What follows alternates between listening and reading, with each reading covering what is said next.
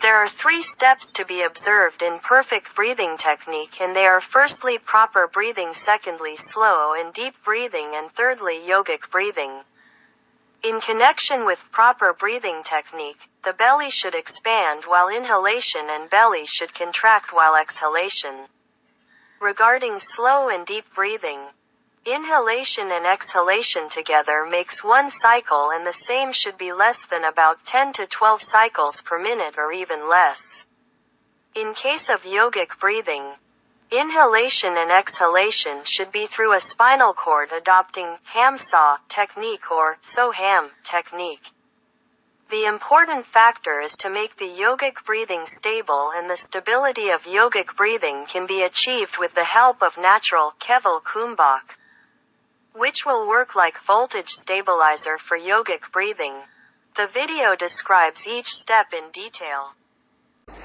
So 6 to 8 times more means around 3 to 4 liters each time we are breathing in, and each time we are breathing out that much air. Means air consists of oxygen. If we are breathing 3 liters of air, means we are drawing more amount of oxygen which is taken inside to the lungs. So naturally it will remove, or it will balance the carbon dioxide whatever it has grown, and it will take out that much amount of carbon dioxide. It will come out. So more amount of breathe in will give you more amount of oxygen inside while inhalation, and more amount of carbon dioxide will be exchanged from your inner body to outer body. So that's why it is called slow and deep breathing is more important. And for that your yardstick is that you are breathing in and out 15 cycles per minute or lower. For example, once we meditate or we go for any practice, naturally the practice is meant, or this spiritual practice is meant to reduce the breathing rate, nothing more, nothing else. We go from beta phase to alpha phase in the place of while doing pranayama or dhyana. Means we reduce our breathing rate from 15 to 10 or 9 or like that. In deep meditation you will find most of people, we have experienced that our breathing rate or breath rate comes down to 2-3 cycles per minute. And suppose if you go to trance, then even suppose tending towards 0. So you know to aim to achieve that, but right now the problem is to reduce the frequency of the mind by reducing the rate of inhalation and exhalation. That is what yoga or spirituality tells you. So once you do that one, then naturally you are giving adequate amount of oxygen inside, and adequate amount of carbon dioxide is taken out. By that way your whole system is getting a sort of perfectly pure. Third is yogic breathing. I told you first that we are not breathing properly. Second aspects we have covered, that we have to breathe slowly and deeply, not a sort of fast breathing and shallow breathing, fast and zigzag breathing. And third, I am going to tell you yogic breathing. Yogic breathing means, though we breathe from nostril, normally the air goes through that, but we have to imagine that as if we are breathing from a bottom of a spinal cord here, and as we are breathing in, air flows from bottom of a spine to the top of the head, and while exhalation it goes from top of the head to the bottom of the spinal cord. So once that imagination is fixed, means breathing from the bottom of a spine to the top of the head, and breathing out, and while exhalation it goes from top of the head to the bottom of the spine. That is called yogic breathing. That also has to be as slow and as deep as possible. That has got a still better effect.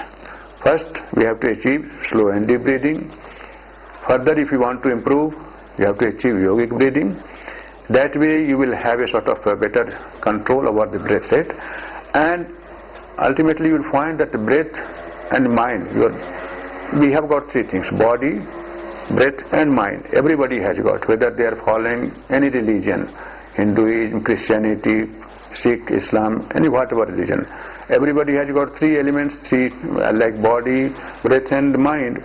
So whole thing, body we have to stand still, that we have to study a sort of the spinal cord erect, stand still. Now we have to work on only breath and mind. So what we did in third stage yogic breathing, we have kept the mind, or we have put the mind on the breath. It moves from bottom. Once breath moves from bottom, mind is also moving along with that. That's why it is called yogic breathing. Means your mind and breath is together, or rather mind you have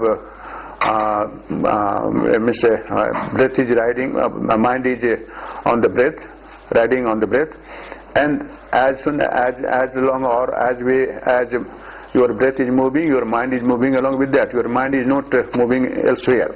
So mind is fixed on the breath. So once we breathe in from bottom of the spine, mind is at bottom of the spine. Once it comes up, mind is also moving along with the breath, comes to the top, mind is here in top, while the exhalation, mind also goes along with that breath and goes to the down. So mind and breath together, once it is clubbed or a sort of mingled, then it is called yogic breathing. Till mind is not clubbed together, that is slow and deep breathing. So these are the aspects we have to cover up.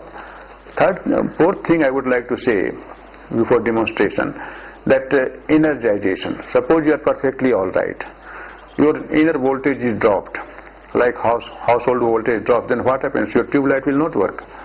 If there is a voltage drop, the current flow is there, but your tube light will not work. Similar is the case with our human being. If our inner voltage is dropped, then what happens? Whatever energy we are having, it will just it will not obey the system, and it will try to just tell you that no, we have to go in different phase. Means it will make you to feel that you are feeling boredom or exhausted or fatigued or something like that. So for that purpose, how to energize? That energization is little different than yogic breathing. Yogic breathing only, I have told you to inhale slowly, deeply, keeping your mind on the breath. Exhale slowly and deeply, keeping your mind on the breath. While inhalation, you should come out from the spinal bottom to the top of the head. While exhalation, you should go from top of the head to the bottom. But in case of energization, same what we have taken in the yogic breathing. Only thing, once you come at the top of the head, you stay equal time at top of the head. Don't immediately go back. So suppose you have taken about 10 seconds to come up this. Then stay there either here or there, mainly Agnya Chakra here. You stay there for 10 seconds, holding the breath there, and then slowly you go out with your mind and breath to the bottom. So that is called energization. So these are the four things you should keep in mind. And then yogic practice, while relaxing yourself, while sort of doing some of the meditation, you will find a tremendous tremendous benefit, or you will find a very good number of benefit for developing or culturing your mind in a controlling way. Thank you for watching. Please like, share, and subscribe this channel to encourage me. Thank you very much.